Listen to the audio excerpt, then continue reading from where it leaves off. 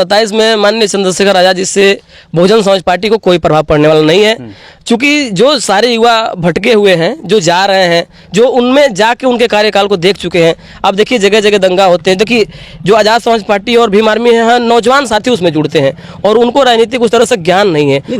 नौजवान साथी जुड़ते जरूर हैं, लेकिन नौजवान आप ही के समाज से, अदर समाज से कोर वोटर तो बहन जी का ही ना है, वो वोट जोड़ पा रहे हैं अपने पार्टी में। हाँ, वो तो वोट कट रहा है। तो अच्छी एक बात बताइए, अगर आप चाहते इतने समाज के हितैषी होते, आप कहते हैं हम समाज के लड़ते, ठीक है, आपका सम्मान है, लेकिन आप समाज के हितैषी होते तो एक हमारा घर बना हुआ है, उसको तोड़ने की क्या जरूरत है? आप उसी घर में आके रहिए ना, सम्मान पूर्वक रहिए। लेकिन जब आप कहीं ना कहीं एक घर को तोड़ रहे हैं तो आप कभी कहीं समाज के हितैषी नहीं हो सकते। नमस्कार, बताते चले कि 2027 हालांकि देखने में तो दूर लग रहा है, लेकिन जो राजनीतिक पार्टियां हैं उनको कतई दूर नहीं लग रहा है। बात करें बहुजन समाज पार्टी की, तो बहुजन समाज पार्टी इन दिनों कमर कस ली है और बहुजन समाज पार्टी के छोटे कार्यकर्ता हो या बड़े कार्यकर्ता हो, या तो गाजीपुर, बलिया, आजमगढ़, देवरिया, कुशीनगर या पूरे पूर्वांचल या उत्तर प्रदेश की बात की जाए तो कहीं ना कहीं आज की डेट में जो सोशल मीडिया पे उनके वीडियो से मालूम पड़ता है और उनके कहीं ना कहीं जो मीटिंगें हो रही हैं, नुक्कड़ सभा हो रहे हैं और सदस्यता जोड़ने का जो अभियान चल रहा है वो काबिल तारीफ है। हालांकि 27 को लेकर रणनीति और सरगर्मी जो है कि काफ़ी बढ़ा चुकी है बहुजन समाज पार्टी। इनका कहना है कि 27 में बहन जी को दोबारा वापसी करनी है, 5वीं बार बहन कुमारी मायावती को ये लोग मुख्यमंत्री देखना चाहते हैं। आइए बहुजन के युवा नेता से हम बात करेंगे और किस तरह इन लोग का कोर कमेटी चल रही है और किस तरह गठन का कार्य चल रहा है और 27 की क्या तैयारी है। मेरे साथ जुड़े हैं, स्वागत है आपको चैनल पे। सबसे पहले तो आपके चैनल के माध्यम से जितने लोग देख रहे हैं मेरे साथी, सबको क्रांतिकारी जय भीम, नीला सलाम। मैं अपना परिचय बताते चलूँ। मैं अमरेश कुमार, छात्र नेता, मथुरा पीजी कॉलेज रसड़ा, वर्तमान में रसड़ा विधानसभा का मैं कोषाध्यक्ष हूँ। अच्छा, आज किस प्रकार का मीटिंग चल रहा है, किस तरह का मतलब देखा जाए तो? देखिए, बहन जी का निर्देश हुआ है कि आप लोग गांव-गांव जाइए और जो आपकी बूथ और सेक्टर की कमेटी है उसको मजबूत कीजिए और अपने पदाधिकारियों को मजबूत करके गांव के लोगों को जोड़िए, उनको बताने का काम कीजिए कि हम कैसे कमज़ोर हो रहे हैं, क्यों कमज़ोर हो रहे हैं। एक साथ जोड़ के 27 मजबूत करके हम फिर से हमको अपने सत्ता में वापस आना है। अच्छा, पिछले चुनाव में जो विगत देखा गया, जो कमियां रही, तरह तरह के विपक्षी पार्टियों ने एक डायलॉग्स निकाले कि बहन जी मौन हो गई हैं, बहन जी बोल नहीं रही हैं, बहन जी ने ये कर दिया, अब तरह तरह की बातें निकल कर आ रही थी। हालांकि इफेक्ट पड़ा चुनाव पे, सत्ता में नहीं लौटी। तो क्या लग रहा है वो कमियों को किस तरह दूर? देखिए, आपने पूछा कि आप लोग कैसे और कैसी मीटिंग रही, तो हम लोग ये रसड़ा विधानसभा के अंतर्गत सेक्टर अतरौली में है इस समय, और यहाँ बूथ कमेटी की समीक्षा और गठन का कार्य चल रहा था और सेक्टर सब कमेटी का। जी। अच्छा, बात करें तो मैं मीटिंग हॉल में गया, देखा कि काफ़ी संख्या में महिलाएं भी थी, बुजुर्ग भी थे और कुछ युवा भी दिखाई दे रहे हैं। बात किया जाए कुछ हट के कि अलग समाज से भी लोग जुड़ रहे हैं या नहीं? बिल्कुल जुड़ रहे हैं सर, बिल्कुल। अदर समाज से हमारे ओबीसी के भाई हों या कह लीजिए कि माइनॉरिटी के लोग हों या ठाकुर ब्राह्मण, तमाम सवर्ण समाज के भी लोग, सभी लोग जुड़ रहे हैं। चूँकि जो ये वर्तमान सरकार है इससे सभी लोग उब चुके हैं, ना रोजगार है, ना सुरक्षा है, ना कोई संसाधन है। तो इस चीज़ को सभी लोग ने महसूस किया और बहन जी के कार्यकाल को लोगों ने महसूस किया। और जो विपक्षी दल के नेता है वो आज भी माननीय बहन जी के शासनकाल को याद करते हैं और कहते हैं कि कोई अगर शासन से शासन को चलाने का काम किया तो आदरणीय बहन कुमारी मायावती जी थी। तो उसी को देखते हुए पुनः सर्व समाज के लोगों ने ये प्रयास किया है कि 27 में माननीय बहन जी को मुख्यमंत्री बनाना है। इस तरह का देखा जाए तो कितने आप लोग मीटिंग अटेंड कर लेते हैं? प्रतिदिन चल रहा है कारवा, कैसे चल रहा है? देखिए, हम लोग का रेगुलर शेड्यूल बना हुआ है। पर डे हम लोग मीटिंग लगाते हैं, रोज कहीं ना कहीं जाना आना होता है, लोगों के दुख सुख में भी शामिल होना होता है। तो हम लोग का शेड्यूल बना है, पर डे हमको मीटिंग करना ही करना है लोगों के बीच में जाके। क्या इस तरह देखा जाए तो हर पूर्वांचल के जिलों में ऐसे ही मतलब कोर कमेटी मीटिंग चल रहा है? जी, बहन जी का निर्देश हुआ है कि पूरे भारत में जहाँ जहाँ हमारे संगठन काम कर रहे हैं वहाँ के सारे पदाधिकारी लोग, बड़े हों या छोटे लोग हों, एक गांव कस्बे में जाइए, एकदम जमीनी स्तर पे, लेवल पे लोगों को जोड़ने का काम कीजिए और उनको समझाने का काम कीजिए। तो ये हमारे प्रदेश में नहीं, पूरे देश में ये कार्रवाई चल रहा है। तो क्या लग रहा है कि 27 में मेहनत रंग लाएगी? एकदम बिल्कुल लाएगी सर। देखिए, पहली बात तो जो हमारे भाई हमसे बिछड़ के दूर गए थे उन्होंने भी इस चीज़ को महसूस किया और जो हमें कमियाँ थी उनको हम लोग भी दूर कर रहे हैं कि भाई हम लोग अपने लोगों के बीच में नहीं पहुंच पा रहे थे समय से। उस चीज़ को देखते हुए हम लोग रफ्तार पकड़ लिए हैं और अपने लोगों में के बीच में जाते हैं, उनके दुख सुख में भी शामिल होते हैं और बहन जी के जो कार्य रहे हैं उनको भी बताने का काम करते हैं। खासतर बात करें बलिया का, तो आपके बगल जिला से डॉक्टर इंदु चौधरी जो प्रोफेसर हैं, इन दिनों देखने को मिल रही है, लेकिन रसड़ा हो या फिर बलिया हो, कई जगह कार्यक्रम में मीडिया के माध्यम से दिखाई दे रही हैं। क्या लग रहा है, उनके आने से जनाधार को देखा जाए बढ़ोतरी, या फिर कुछ इस तरह का पार्टी को अन्य लोगों को जोड़ना, या फिर मूवमेंट को समझना, कितना असर हो रहा है? उनका एक बड़ी नेता है। नहीं सर, उनका बहुत बड़ा योगदान रहा और बहुत इसका प्रभाव भी पड़ रहा है। समाज में जा रही हैं, अपने बातों को बताने का काम करे, चूंकि बड़ी नेता है वो, हम लोग तो छोटे नेता हैं, लेकिन वो बड़ी नेता है और वो सुचारू रूप से बहन जी कारवा को, बहन जी की नीतियों को बताने का काम करती हैं और उनके विचारों से लोग सहमत भी होते हैं और कहते हैं कि सही वाकई में कहा जाए तो बसपा ही है जो सर्व समाज के बारे में सोचती है और सही दिशा में काम करती है। तो माननीय इंदु चौधरी जी के वक्तव्य से काफ़ी लोग प्रभावित होते हैं और निश्चित तौर से 27 में सारे लोग हम लोग के साथ रहेंगे। जब इंदु चौधरी जी बोलती हैं, चाहे रैली हो या फिर छोटा सा कार्यक्रम है, बड़ा कार्यक्रम हो, हमने कई कार्यक्रम को देखा हुआ है, तो एकदम बिल्कुल लोग बारीकियों से सुनते हैं, उनकी भावनाओं को देखते हैं, उनको परखते हैं। कहीं ना कहीं उनकी जो क्वालिटी है गजब की है। क्या कहेंगे? देखिए सर, वो ऐसे तो प्रोफेसर बनी नहीं, उनके अंदर वो गुण रहे हैं।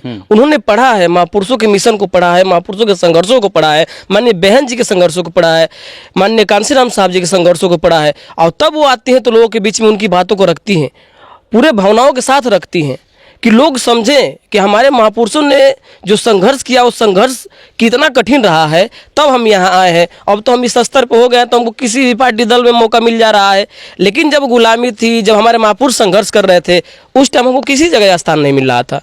तो वो सब चीज़ों को बताती हैं और लोग समझते हैं और फिर कहते हैं कि नहीं, हमको अपने घर में रहना चाहिए और माननीय बहन जी को 27 में मुख्यमंत्री बनाना चाहिए। तो क्या लग रहा है कि इंदु चौधरी जिस तरह लगातार बलिया में आ रही हैं, अगल बगल जिलाओं में जा रही हैं, उनका कार्रवाई चलता रहेगा? लोगों को कहीं ना कहीं आकर यहाँ पर जो कि आप लोग एक शक्ति जो बढ़ा रही हैं, इस तरह का उनका कार्रवाई चलता रहेगा बलिया? बिल्कुल बिल्कुल सदम, बिल्कुल चलता रहेगा। हर महीने कहीं ना कहीं रसड़ा विधानसभा हो या जिला बलिया हो या तमाम जगह उनको जाना होता है, चूंकि वो मंडल के प्रभारी, मुख्य मंडल प्रभारी हैं, तो उनको तमाम जगह जाना होता है। हर मंडल में उनका, इस मंडल में जो आजमगढ़ मंडल है, उनका कार्यक्रम लगता है तो हर जगह वो जाती है, पहुंचती हैं और अपने लोगों को समझाने का काम करती हैं। जिस तरह उन्होंने मीडिया पे कहा कि एकलौते विधायक, यानी 403 में से एक विधायक जो कि रसला विधानसभा 358 को उमाशंकर सिंह हैं, उनका उन्होंने बहुत विचारधाराओं से उल्लेख लेते हुए विचारधाराओं से दर्शाया और बहुत उनका कहीं ना कहीं काबिल तारीफ भी किया उमाशंकर सिंह को लेकर। वो तारीफ करने योग्य है माननीय हमारे विधायक उमाशंकर सिंह जी, क्योंकि जो उनका सोच है कि जो हमारे समाज हो या सर्व समाज के जितने लोग हैं, गरीब उत्पीड़ित लोग होते हैं, वो सबकी मदद करते हैं। इस टाइम उनकी तबीयत खराब है, उसके बावजूद भी जब उनके लोग दरवाजे पहुंचते हैं तो पूर्ण रूप से उनका योगदान करते हैं। कभी भी उनके घर पहुंचने के बाद कोई व्यक्ति गरीब वापस खाली हाथ नहीं आया है, इसलिए वो तारीफे योग्य है माननीय विधायक। 27 में क्या विधायक जी लड़ेंगे, अपने बेटे को लड़ाएंगे? क्योंकि सोशल मीडिया वीडियो पहली बार दिखाई दे रहा है कि भूमि पूजन करा रहे हैं अपने बेटे को और मीडिया पे दिखाई दे रहे हैं। देखिए, ये तो माननीय बहन जी का जो है कि है, माननीय बहन जी किसको आशीर्वाद देती हैं, माननीय उमाशंकर सिंह जी को देती हैं, अपने उमाशंकर सिंह जी के बेटे को देती हैं। भाई, जिसको हमारी पार्टी टिकट दे, हमारी माननीय बहन जी जिसको भी टिकट देंगी, वो हमारे लिए वही सर्वोपरि है और उसके ही साथ हम लोग रहेंगे, चाहे वो कोई भी हो। अच्छा, क्या लग रहा है चंद्रशेखर रावण जिस तरह नगीना से सांसद हैं, इन दिनों उनका भी वीडियो सोशल मीडिया पे, अभी जो अमेरिका गए थे उनका वीडियो वायरल हुआ था, करोड़ों की लग्जरी कार लिए हैं, उस पर चमार लिखवाए हैं, बहुत ज़्यादा सुर्खियों बटोर रहे हैं। हालांकि उनसे कितना इफेक्ट होगा 27 में बहन जी को लेकर चुनाव को? अच्छा, नए में आकर पार्टी बना लेना, भीम आर्मी को लेकर फिर आज़ाद समाज पार्टी तैयार करते हैं, फिर नगीना से सांसद भी हो जाते हैं और काफ़ी लग्जरी ठाट बाट व्यवस्था भी उनको मिल चुकी है, हालांकि काबिल तारीफ है। इतने कम समय में कैसे मैनेज कर लिए, धन कहाँ से है इतना? वही हम लोग भी कहते हैं कि लोग संघर्ष करते करते अचानक करोड़पति अरबपति कैसे हो जाते हैं, ये सोचने वाले विषय है। और खासकर जो युवा हमारे साथी उनके कार्यशैली से या उनसे प्रभावित होकर उनसे जुड़ रहे हैं, उनको सोचने का काम है और उनको विचार करने की इस पर जरूरत है कि आखिर में इतने जल्दी लोग इस मुकाम पे कैसे पहुंचे। क्या लग रहा है, विपक्षी पार्टियां फंडिंग तो नहीं कर रही है बहन जी को तोड़ने के लिए? ये तो कहीं ना कहीं संभव है, ये कहीं ना कहीं संभव है, क्योंकि हमारा जो समाज है, दलित समाज है, और दलित समाज का मान्य एक नेता है आदरणीय बहन कुमारी मायावती जी, और मान्य जो कांसीराम साहब ने संघर्ष किया, उसके बदौलत हम लोग यहाँ पहुँचे हैं। माननीय बहन जी के संघर्ष की बदौलत यहाँ पहुँचे हैं। और लोग जितनी भी पार्टियां हैं, वो चाहे कांग्रेस हो, सपा हो, भाजपा हो या तमाम पार्टियां हैं, सारी पार्टियां चाहती हैं कि दलित का कोई नेता ना हो, ना दलित का कोई पार्टी हो। इसलिए तमाम दलित नेताओं को फंडिंग करती हैं और उनकी पार्टियां तक बनवा देती हैं। हमारे ही समाज के नेता से तोड़ के उनकी पार्टी बनवाती है, क्योंकि सबसे ज़्यादा देखा जाए तो सबसे ज़्यादा जनाधार दलित समाज का है उत्तर प्रदेश में। और इस चीज़ को वो तोड़ने के लिए अलग अलग पार्टी बनाते हैं कि अगर समाज के लोग जाएंगे तो कम से कम बहुजन समाज पार्टी का वोट टूटेगा और पार्टी कमजोर होगी। जिस तरह सोशल मीडिया पे वीडियो भी देखने को मिल रहा है, प्रिंट मीडिया के माध्यम से, इलेक्ट्रिक मीडिया के माध्यम से, कि देश नहीं पूरे प्रदेश में कई जगह वीडियो वायरल हुआ है कि जिस तरह दलितों के साथ अत्याचार हो रहा, बलात्कार माँ बहनों के साथ हो जा रहा है, और दिन या रात हो जिंदा जला दिया जा रहा है, खासतौर दलितों को। क्या कहेंगे इस सरकार को लेकर? देखिए साहब, ये आज से नहीं, सदियों से दलितों पर अत्याचार होते आ रहा है। और जो आज के डेट में लोकतंत्र होने के बावजूद जो अत्याचार हो रहा है, उसके कई न कारण वर्तमान सरकार है। क्योंकि वर्तमान सरकार में सभी जितने भी पदाधिकारी हैं, जितने भी नेता बने बैठे हैं, उसमें से 100% में से 80% लोग बलात्कारी, रेपिस्ट और गुंडे भरे हुए हैं। तो जो जिस तरह का रहेगा उस तरह के लोगों को पनाह देगा अपने घर में।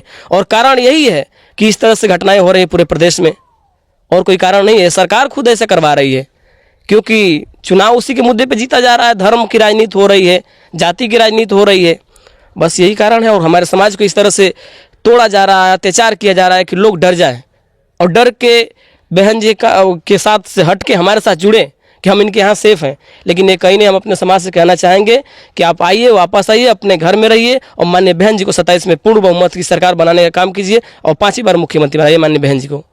क्या लग रहा है कि 27 में कितना मैजिक रहेगा, कितना जादू चला पाएंगे आप लोग के बहन जी पुनः फिर से गद्दी पर बैठेंगे, यानी 5वीं बार जो कि मुख्यमंत्री बनती हुई नजर आएंगी? जिस तरह का पीडीए का हालाहवाली, कानून बदलने का, तमाम दिखावा पीडीए के जो सुप्रीमो हैं अखिलेश यादव ने किया, क्या इस तरह का फिर कोई वो लोग मैजिक चलाएंगे तो आपके वोटर भाग तो नहीं जाएंगे?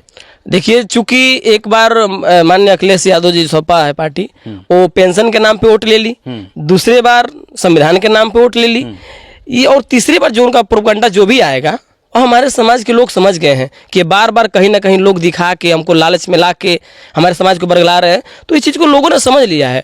क्योंकि जो अखिलेश यादव जी ने कहा था कि हम संविधान बचाएंगे, जब उनको शपथ ग्रहण करने की बात आई तो वहाँ जाके शंकर की तस्वीर दिखा रहे थे। अगर इतना आप समाज हितैषी थे तो संविधान क्यों नहीं लेके गए?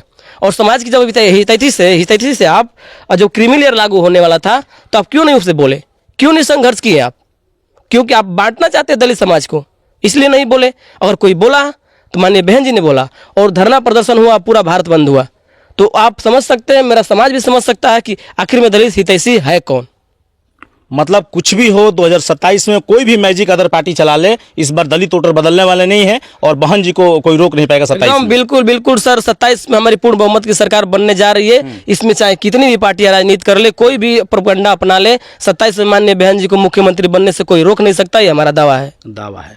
तो मैंने दिखाने का प्रयास किया कि जिस तरह बहुजन समाज पार्टी कमर कस ली है, हालांकि बात करें बहन कुमारी मायावती को लेकर, जिस तरह ऐसे युवा आगे आ गए हैं और युवाओं को जोड़ रहे हैं, वो हालांकि दिखाई दे रहा है कि 27 में बहुत बड़ा खेला होगा और परिवर्तन होगा।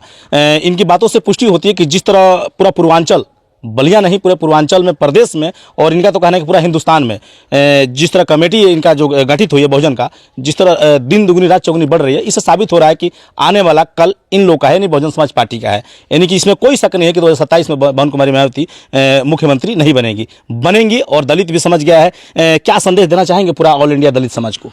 मैं यही कहना चाहूँगा कि जिस तरह से आज के दिनों में हम सबके समाज पर अत्याचार हो रहा है, अगर माननीय बहन जी का शासनकाल हमारा समाज और अदर समाज और समाज के लोगों ने देखा है कि उस टाइम कितना गुंडा राज हो रहा था, कितने बलात्कार हो रहे थे रोजगार के मामले में। सर, सारी चीज़ों को निचोड़ के देखा जाए तो माननीय बहन जी 4 बार मुख्यमंत्री बनी, और 4 बार का शासनकाल मात्र 7 साल रहा, और 7 साल में बहन जी ने 60 लाख रोजगार देने का काम किया। और जितने गुंडा माफिया थे, 1.5 लाख के आसपास लोगों पे गुंडा एक्ट लगा के उनको बंद करने का काम की माननीय बहन जी। और सभी लोग उनका शासन का आज भी याद करते हैं। बड़े बड़े माफिया, अपने आप को लोग समझने वाले को जो कहते कि सरकार हमारी कुछ नहीं कर पाएगी, बहन जी ने उनको जेल में भेजने का काम किया। जो आज के दिनों में अत्याचार हो रहे हैं, रेप हो रहे हैं, ये कहीं ना कहीं इसमें पूरा का पूरा भूमिका सरकार का है और किसी का नहीं है। चलिए, तो कैसा लगा वीडियो? कमेंट बॉक्स में प्रतिक्रिया जरूर दीजिएगा। मिलूंगा जल्द नेक्स्ट वीडियो में। जब तक हिंदुस्तान तक न्यूज। जय हिंद। ठीक है।